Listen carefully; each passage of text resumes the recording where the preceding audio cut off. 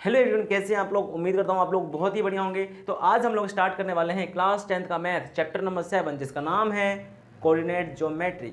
ठीक है जी। इस चैप्टर से बोर्ड एग्जाम के अंदर 6 मार्क्स का क्वेश्चन पूछा जाता है। आज मैं आपको क्या करवाने वाला हूँ, पहले ये समझ लो। आज मैं आपको करवाने वाला हूँ 7.1 का इंट्रोडक्शन, जिसके अंदर डिस्टेंस फॉर्मूला पढ़ेंगे, डिस्टेंस फॉर्मूला का अप्लाई पढ़ेंगे कि कहाँ कहाँ पे इसको अप्लाई करते हैं, कैसे कैसे अप्लाई करते हैं, कैसे कैसे क्वेश्चन बनते हैं। हर एक चीज़ मैं आपको अच्छे से कराऊंगा। तो इस वीडियो के अंदर बने रहो, क्योंकि 7.1 आपकी बिल्कुल खतरनाक तरीके से होने वाली है। तो देखो, बेसिकली हम आज पढ़ने वाले हैं बिल्कुल इंट्रोडक्शन, जो कि हमने 9th क्लास में थोड़ा सा पढ़ा था। मैं आपको थोड़ा सा वो रिकॉल करा देता हूँ। देखो, कोऑर्डिनेट में क्या होता है, एक हमारी वर्टिकल लाइन होती है, एक होती है हमारी हॉरिजॉन्टल लाइन।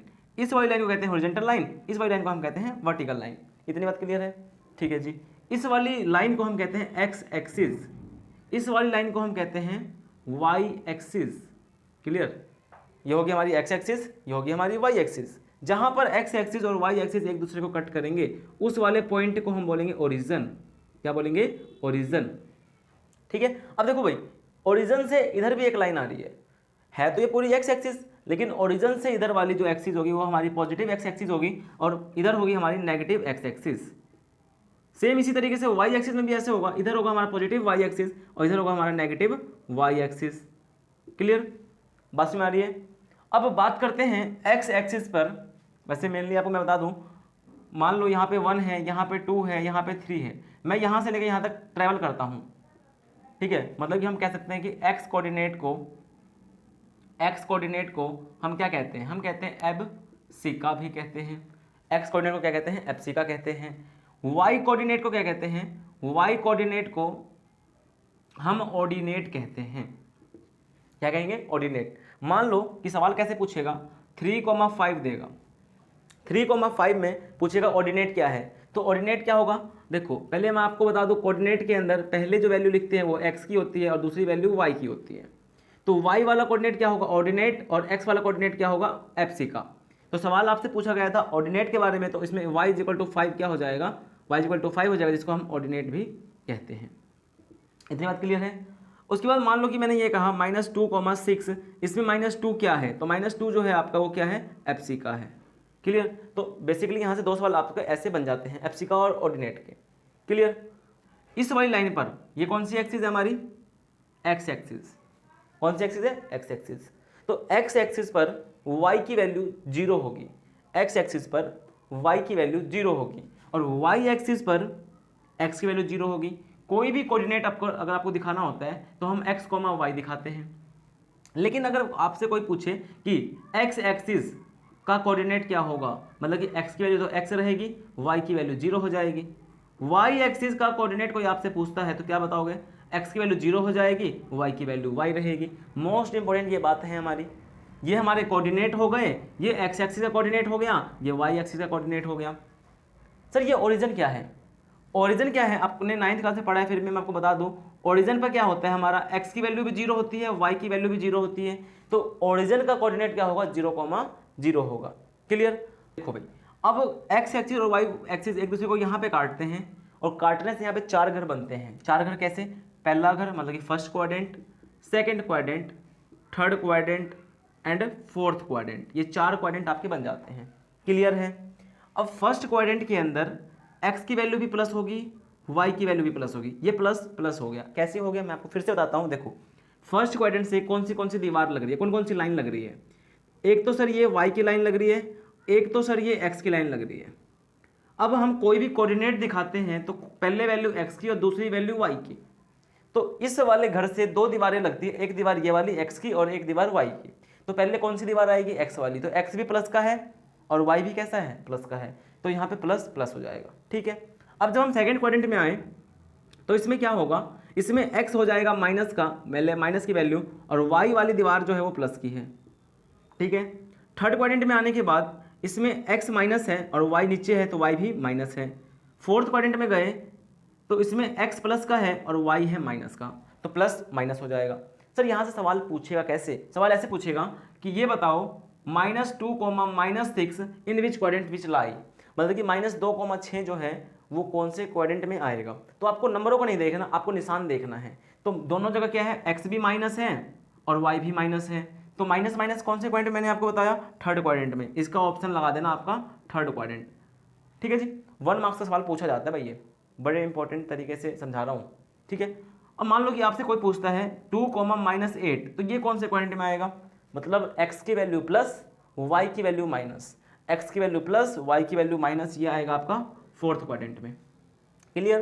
कोई आपसे पूछता है कल को -7, +8 बताओ, तो इसमें x की वैल्यू माइनस में, y की वैल्यू 8 प्लस में, तो कौन से पॉइंट में, सेकंड पॉइंट में, तो इसका आंसर आएगा सेकंड पॉइंट। अगला जो टॉपिक है आपका वो क्या है, वो है आपका डिस्टेंस फॉर्मूला। डिस्टेंस फॉर्मूला हम कार्टेशियन प्लेन पर या फिर कोऑर्डिनेट जियोमेट्री में डिस्टेंस फॉर्मूला सीखेंगे, मतलब कि डिस्टेंस निकालना सीखेंगे। भाई डिस्टेंस निकालने के लिए कम से कम कितने पॉइंटों की जरूरत पड़ती है। मान लो कि मैं यहाँ पे कहता हूँ मोहन का घर है, यहाँ पे मोहन के घर का डिस्टेंस निकालो, तो कैसे निकालोगे, नहीं निकाल पाओगे। अगर मैं ये कहता हूँ मोहन के घर से रोहन के घर की दूरी बताओ, तो एक पॉइंट मोहन का घर हो गया, दूसरा पॉइंट रोहन का घर हो गया, तो दोनों पॉइंटों का जो डिस्टेंस है वो फाइंड किया जा सकता है। तो कहने का मतलब ये है डिस्टेंस निकालने के लिए कम से कम कितने पॉइंट चाहिए आपको, 2 पॉइंट चाहिए। तो मैंने मान लिया कि एक पॉइंट आपको ए चाहिए और एक पॉइंट आपको बी चाहिए। तो पॉइंट ए है तो उसमें कोऑर्डिनेट क्या होगा, x, y। पॉइंट बी है तो उसके पॉइंट बी का कोऑर्डिनेट क्या होगा, इसका भी कोऑर्डिनेट x, y। लेकिन दोनों जगह x y होने की वजह से मैंने इसको कह दिया x1, इसको कह दिया मैंने y1, इसको मैंने कह दिया x2, इसको मैंने कह दिया y2। तो इसका डिस्टेंस कैसे फाइंड करें, तो यहाँ पे लिखेंगे ए बी √(x2 - x1) का स्क्वायर प्लस y2 - y1 का स्क्वायर। कैसे याद करेंगे, x वाले माइनस का स्क्वायर, y वाले माइनस का स्क्वायर, मतलब कि x2 - x1 का स्क्वायर प्लस y2 - y1 का स्क्वायर। या तो हम ये भी याद कर सकते हैं √(x1 - x2) का स्क्वायर y1 - y2 का स्क्वायर। दोनों में से कोई भी फॉर्मूला अगर आप याद करते हो तो दोनों में से दोनों राइट है। तो ये हो गया आपका डिस्टेंस फॉर्मूला। तो इसके ऊपर सवाल कैसे पूछता है, सवाल इस तरीके से देगा आपको, पॉइंट ए दे देगा आपको 2,3, पॉइंट बी आपको दे देगा 4,6। तो डिस्टेंस कैसे निकालेंगे, ये हो गया हमारा x1, ये हो गया y1, ये x2 और ये y2। मैंने आपको पहले बताया था कोऑर्डिनेट के अंदर पहले वाली वैल्यू x की, दूसरे वाली वैल्यू y की, पहले वाली वैल्यू x की, दूसरे वाली वैल्यू y की होनी जरूरी है।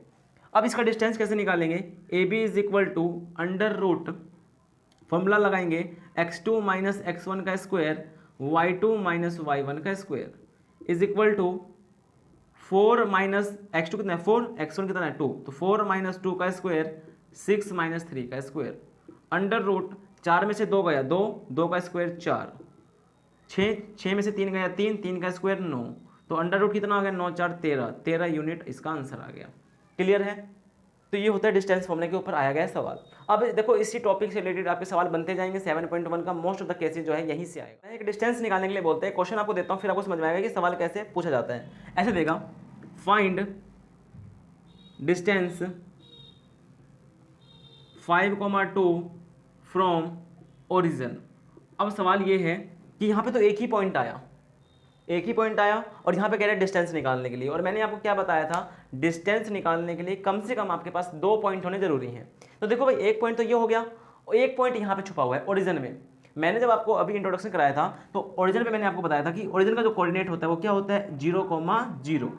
तो जब भी कभी आपको ओरिजिन से डिस्टेंस निकालना आएगा तो क्या करेंगे, यहाँ पे लिखेंगे डिस्टेंस, किसका डिस्टेंस निकालना है आपको 5,2 का। तो डायरेक्टली क्या करो 5 का स्क्वायर कर दो, 2 का स्क्वायर कर दो, 5 का स्क्वायर 25, 2 का स्क्वायर 4, मतलब कितना आ जाएगा √29 यूनिट। जब भी कभी आपको ओरिजिन से डिस्टेंस निकालना आएगा तो जो भी पॉइंट दिया जाएगा उसका स्क्वायर कर दो। इसके लिए फॉर्मूला बना देते हैं एक। तो मान लो डिस्टेंस पॉइंट ए है हमारे पास x1, y1, इसका डिस्टेंस निकालना है फ्रॉम द ओरिजिन। तो इसके लिए फॉर्मूला क्या होगा, distance A to origin, distance A से लेकर ओरिजिन तक का। तो फॉर्मूला होगा डायरेक्टली x का स्क्वायर प्लस में y का स्क्वायर, x का स्क्वायर प्लस में y का स्क्वायर कर दोगे तो आपको क्या आ जाएगा, ओरिजिन से डिस्टेंस निकालने का फॉर्मूला आ जाएगा। ठीक है।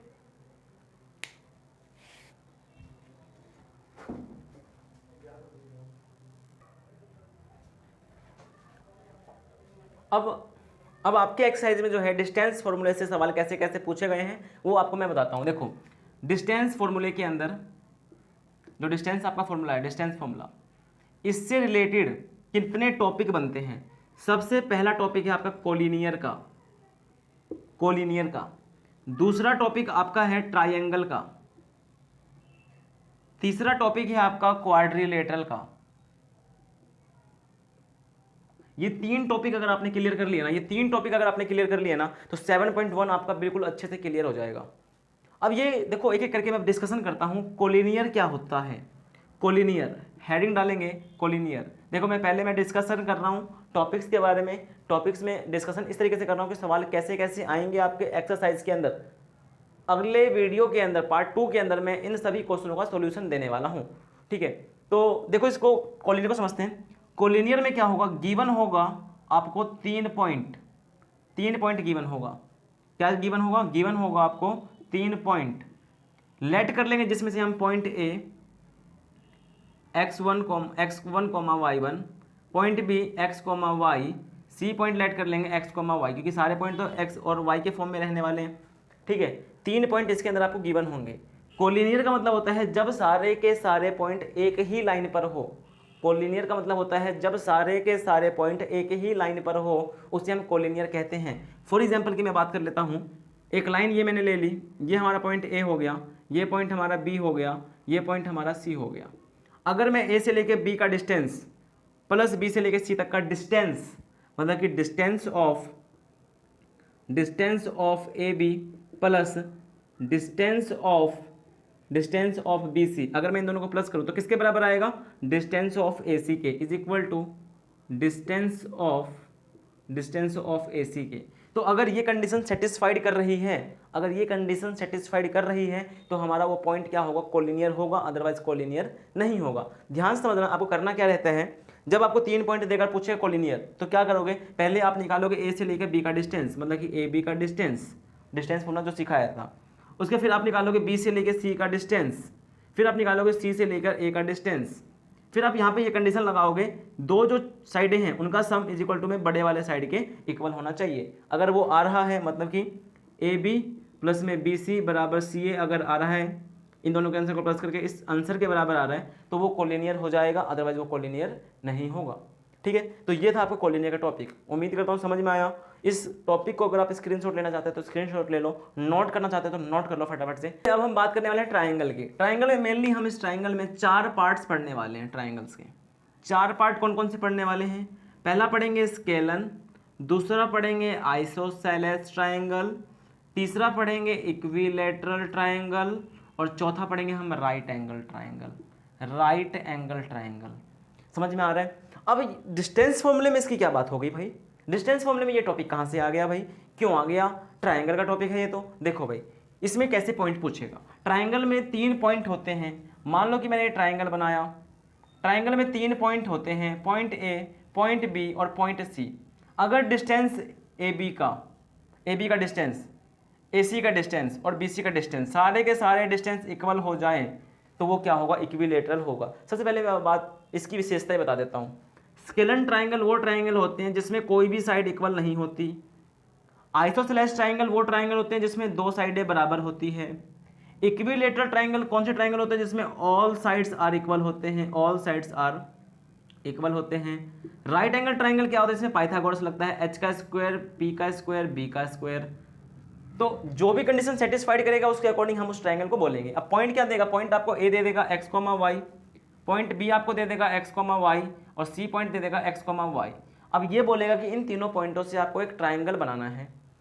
ये बताओ कि जो ट्राइंगल मेरा बनेगा वो कौन सा ट्राइंगल बनेगा? स्केलन बनेगा, आइसोसेलेस बनेगा, इक्विलैटरल बनेगा या राइट एंगल ट्राइंगल बनेगा? ये पूछेगा आपसे। तो आपको क्या करना है? पहले डिस्टेंस निकालोगे। मान लो कि मैंने ए बी का डिस्टेंस निकाला, वो आ गया 5 सेंटीमीटर। बी सी का डिस्टेंस मैंने निकाला, वो भी आ गया 5 सेंटीमीटर, और ए सी का डिस्टेंस मैंने निकाला, वो आ गया 6 सेंटीमीटर। तो ये कौन सा ट्राइंगल बना? देखो ट्राइंगल में ये भी 5 है, ये भी 5 है, मतलब कि 2 साइडें बराबर हैं। तो जिसमें 2 साइडें बराबर होती हैं उसको हम क्या कहते हैं? Isosceles triangle. मतलब कि हमें इसमें 3 बार डिस्टेंस फॉर्मूला लगाना पड़ेगा। एक बार ए बी के ऊपर, एक बार बी सी के ऊपर, एक बार सी ए के ऊपर। तीनों के ऊपर डिस्टेंस फॉर्मूला लगाएंगे। तीनों का आंसर अगर सेम आ गया तो वो बनेगा इक्विलैटरल। अगर मान लो किसी 2 का आंसर सेम आया तो वो बनेगा आइसोसेलेस ट्राइंगल। अगर किसी का भी आंसर सेम नहीं आया, या तो वो बनेगा स्केलन ट्राइंगल या तो बनेगा वो राइट एंगल ट्राइंगल, ठीक है। मैं फॉर एग्जांपल ले लेता हूँ, ए बी का मैंने डिस्टेंस निकाला, वो आ गया √52, BC का मैंने डिस्टेंस निकाला, वो आ गया √2, और मैंने CA का डिस्टेंस निकाला, वो आ गया, इसको 50 कर लेते हैं, वो कर लेते हैं √52 यूनिट आ गया। ठीक है, तो क्या करेंगे, देखो सबसे बड़ी साइड ये AC है, तो AC का स्क्वायर इज इक्वल टू में BC का स्क्वायर प्लस में AB का स्क्वायर अगर मैंने किया तो √52 का स्क्वायर क्या होगा 52, BC का स्क्वायर √2 का स्क्वायर 2 और √50 का स्क्वायर 50, तो 52 इज इक्वल टू 52 आ गया। इसके ऊपर लग गया हमारा पाइथागोरस थ्योरम, तो ये हो जाएगा हमारा राइट एंगल ट्राइंगल। जब पाइथागोरस थ्योरम लग जाता है तो वो होता है राइट एंगल ट्राइंगल। जब पाइथागोरस थ्योरम ना लगे, देखो तीनों साइडें अलग अलग आ रही हैं, तो वो हमारा हो जाएगा स्केलन ट्राइंगल। ठीक है, फटाफट से इसका स्क्रीनशॉट ले लो, नोट करना चाहते हो तो अपनी लैंग्वेज में इसको नोट कर लो। चलते हैं हम अगले टॉपिक पे, क्वाड्रिलेटरल पे। मैं टॉपिक करवा रहा हूँ ना, जो कॉन्सेप्ट आपको करवा रहा हूँ वो कॉन्सेप्ट आपका 7.1 से रिलेटेड है। ठीक है, तो ये देखो क्वाड्रिलेटरल है। क्वाड्रिलेटरल में क्या होगा, इसमें आपको 4 पॉइंट देगा। कितने पॉइंट देगा, 4 point, point A, point B, point C, point D, मतलब कि x, y, x, y, x, y और x, y। और क्वाड्रिलेटरल में जब 4 पॉइंट देगा तो पूछेगा क्या भाई, पूछेगा आपसे, ये देगा। देखो इसमें 4 मेनली पॉइंट्स हम पढ़ने वाले हैं। सबसे पहला पढ़ेंगे, इसके अंदर है आपका स्क्वायर, पहला आपका क्या है स्क्वायर, दूसरा है रोम्बस, तीसरा है रेक्ट एंगल, और चौथा आपका है पैरेललोग्राम। पैरेललोग्राम, ठीक है, ये मेनली आपसे 4 बातें पूछता है कि ये बताओ, ये जो 4 पॉइंट मैंने आपको दिए हैं, point A, point B, point C और पॉइंट D, ये बता दो मेरे को कि वो कौन सा क्वाड्रिलेटरल है, स्क्वायर है, रोम्बस है, रेक्टेंगल है या पैरेललोग्राम है। तो सबसे पहली बात इसके अंदर आपको करना क्या पड़ेगा, देखो स्क्वायर में क्या होती है, अगर मैं पॉइंट ABCD की मैं बात करूं, ये मान लो पॉइंट A है, ये B है, ये C है, ये D है, तो अगर मैं डिस्टेंस निकालूं AB का और फिर मैं डिस्टेंस निकालूं BC का, फिर मैं निकालूं CD का और फिर मैं निकालूं DA का, 4 बार डिस्टेंस फॉर्मूला लगाया मैंने, चारों का आंसर सेम आ गया, इसका आंसर, इसका आंसर, इसका आंसर, इसका आंसर, सबका डिस्टेंस फॉर्मूले से आंसर सेम आ गया, तो मैं इसको क्या बोल दूंगा, तो मैं इसको स्क्वायर बोल दूंगा। तो सबसे पहली बात, इसकी पॉइंट्स 2 पॉइंट लिख रहा हूँ सभी के, इसमें क्या होती है, all sides equal, all sides are equal, इसमें सभी साइडें बराबर होती है। अब रोम्बस में क्या होता है, रोम्बस में भी all sides are equal, all sides are equal, इसमें भी सभी साइडें बराबर होती हैं, में भी सभी साइडें इक्वल होती हैं और रोम्बस में भी सभी साइडें इक्वल होती है। तो हम ऐसे नहीं कह सकते कि वो एक स्क्वायर है या वो एक रोम्बस है। तो इसके लिए क्या सॉल्यूशन निकालें, देखो सॉल्यूशन मैंने निकाला है। सॉल्यूशन ये है कि मैं इसका डायगोनल निकालूंगा, डिस्टेंस ऑफ डायगोनल। अगर मैंने A से लेके C तक का डिस्टेंस निकाला, AC का डिस्टेंस मैंने निकाला और फिर मैंने निकाला BD का डिस्टेंस, अगर ये दोनों इक्वल आ गए, मतलब कि जो डायगोनल्स है वो भी इक्वल आ गए, तो वो स्क्वायर हो जाएगा। तो स्क्वायर में क्या होता है, डायगोनल्स इक्वल हो गए। डायगोनल्स कैसे होते हैं, इसमें इक्वल, बट रोम्बस में जो है डायगोनल इक्वल नहीं होते, इसमें डायगोनल बराबर नहीं होते। तो वही एक ऐसी पहचान है जहां से आप पता कर सकते हो। ये काफी ज्यादा कंफ्यूजिंग पॉइंट है, आपको 4 पॉइंट दे देगा। स्टूडेंट्स क्या करते हैं, बोर्ड एग्जाम में एक बार क्या हुआ, बोर्ड एग्जाम में ये क्वेश्चन आया, 4 पॉइंट दे दिए, बोला कि बताओ ये स्क्वायर है या रोम्बस है। तो उसने क्या किया, चारों पॉइंटों को इसने क्या किया, डिस्टेंस फॉर्मूला से निकाला। तो जब डिस्टेंस फॉर्मूला से उसने निकाला ना, तो सबका आंसर सेम आ गया, मतलब कि 4 बार निकाला उसने, सभी का आंसर सेम आ गया। तो उसने ये कहा कि इट इज ए स्क्वायर। उसके दिमाग में ये नहीं आया कि सभी साइडें तो रोम्बस की भी बराबर होती है। तो वहाँ पे क्या हुआ, पूरे क्वेश्चन पे उसके क्या लग गया, कांटा लग गया। तो आपको क्या करना है, जब सभी साइडें इक्वल आएगी तो आपको चेक ये भी करना है कि डायगोनल्स भी इक्वल है या नहीं है। अगर डायगोनल भी इक्वल हो जाएंगे तो उसको हम स्क्वायर कह देंगे, अदरवाइज डायगोनल बराबर नहीं है तो उसको हम रोम्बस कह देंगे। ठीक है, अब बात करते हैं रेक्टेंगल की। रेक्टेंगल में आपको अच्छे से पता होगा, रेक्टेंगल ये शेप होती है हमारी, इसमें भी 4 साइड होती है, ये साइड इसके बराबर, ये साइड इसके बराबर। अगर मैं कह दूं point A, point B, point C और पॉइंट D, तो AB किसके बराबर होगा, AB का आंसर होगा DC के बराबर। ठीक है, और AD किसके बराबर होगा, AD का आंसर होगा BC के बराबर, मतलब कि अपोजिट साइड इक्वल होती है इसमें। यहाँ पे ऐसे कह सकते हैं, अपोजिट साइड्स आर इक्वल। ठीक है, पैरेललोग्राम में क्या होता है, पैरेललोग्राम में भी अपोजिट साइड्स आर इक्वल होती हैं, सेम इसमें भी क्या होता है, अपोजिट साइड्स आर इक्वल होती हैं। लेकिन देखो फिर से वही बात, कंफ्यूजिंग पॉइंट, अगर अपोजिट साइड बराबर आ जाए तो उसको मैं रेक्टेंगल कहूंगा या पैरेललोग्राम कहूंगा। फिर से मैं डायगोनल भी निकालूंगा, तो डायगोनल निकालेंगे AC का, तो डायगोनल फिर निकालेंगे हम BD का। अगर डायगोनल अगर इक्वल आ जाएंगे तो उसको बोलूंगा रेक्टेंगल, अगर डायगोनल इक्वल नहीं रहेंगे तो उसको कहेंगे पैरेललोग्राम। उम्मीद करता हूँ आपको ये पॉइंट जो है अच्छे से समझ में आ गए होंगे। ट्राइंगल वाला समझ में आ गया, क्वाड्रिलेटरल समझ में आ गया, ठीक है। तो अब एक्सरसाइज के कितने क्वेश्चन हो जाएंगे आपको मैं आपको बता दूं। एक्सरसाइज 7.1 जिसमें क्वेश्चन नंबर 1 के अंदर आपको डिस्टेंस फॉर्मूले से 3 क्वेश्चन फाइंड करने हैं। फर्स्ट में 3 पार्ट हैं आपके, ठीक है। क्वेश्चन नंबर 2 में आपको क्या करना है, हिंट दे रहा हूँ। क्वेश्चन नंबर 2 में आपको क्या करना है, ये 36 कुछ आई थिंक 15 होगा। इसमें आपको क्या करना है, ओरिजिन से डिस्टेंस निकालना है, ये भी मैंने आपको सिखा दिया। थर्ड क्वेश्चन में आपको क्या करना है, थर्ड क्वेश्चन में आपको प्रूव करना है कोलिनियर, प्रूव क्या करना है, कोलिनियर। ये भी आप चाहें तो कर सकते हैं। क्वेश्चन नंबर 4 में आपको क्या करना है, क्वेश्चन नंबर 4 में आपको प्रूव करना है आइसोसेलेस ट्रायंगल। आइसोसेलेस ट्रायंगल वो होते हैं, हम पहले क्या करेंगे, 3 पॉइंट हमें इसके अंदर देगा, 3 पॉइंट के अंदर हम क्या करेंगे, ए बी का डिस्टेंस, हमें 3 पॉइंटों को मान लेंगे ए बी सी, डिस्टेंस निकालेंगे ए बी का, फिर बी सी का, फिर सी ए का। 2 का आंसर अगर सेम आ जाए तो हम उसको इक्विलेटरल आइसोसेलेस बोल देंगे, ठीक है। 4 क्वेश्चन हो गए। 5वां केस बेस है, वो लास्ट में कराऊंगा। क्वेश्चन नंबर 6 देखो, क्वेश्चन नंबर 6 में है आपका क्वाड्रिलेटरल का पार्ट। यही मैंने आपको जो इंट्रोडक्शन दिया है उसमें भी आपको डिस्टेंस फॉर्मूले से 6 बार डिस्टेंस फॉर्मूला लगाना पड़ेगा आपको। कैसे, 4 पॉइंट अगर आपको देगा तो चारों को, एक को मान लो ए, एक को मान लो बी, फिर सी और फिर डी। पहले ए बी लगाओ, फिर बी सी लगाओ, फिर सी डी लगाओ, फिर डी ए लगाओ, फिर डायगोनल्स का निकालो। अगर सभी साइडें बराबर होगी तो वो या तो वो होगा स्क्वायर या तो वो होगा रोम्बस, ठीक है। लेकिन हम इसको ऐसे नहीं बोल सकते कि स्क्वायर है या रोम्बस है, हम निकालेंगे डायगोनल्स। अगर डायगोनल्स इक्वल हो जाए तो स्क्वायर, डायगोनल्स बराबर ना हो तो रोम्बस, ठीक है। उसके बाद बात करते हैं रेक्टेंगल की। रेक्टेंगल में क्या करेंगे, फिर से हम डिस्टेंस फॉर्मूला लगाएंगे। अगर अपोजिट साइड बराबर आ जाए तो या तो वो होगा रेक्टेंगल या तो वो होगा पैरेललोग्राम। डायगोनल निकालेंगे, डायगोनल अगर बराबर आ जाए तो रेक्टेंगल, डायगोनल बराबर ना आए तो पैरेललोग्राम। आई होप आपको 7.1 का जो बेसिक इंट्रोडक्शन है ना वो आपको समझ में आ गया होगा। जो बाकी के पेंडिंग क्वेश्चन है वो आपके डिस्टेंस फॉर्मूले और इक्वी डिस्टेंस से रिलेटेड ही है, मैं आपको नेक्स्ट वीडियो में करा दूंगा और इनका सोल्यूशन भी आपको अगली वीडियो में मिल जाएगा। मिलता हूँ आपसे अगली वीडियो में। Stay tuned with the Nikhil Jha.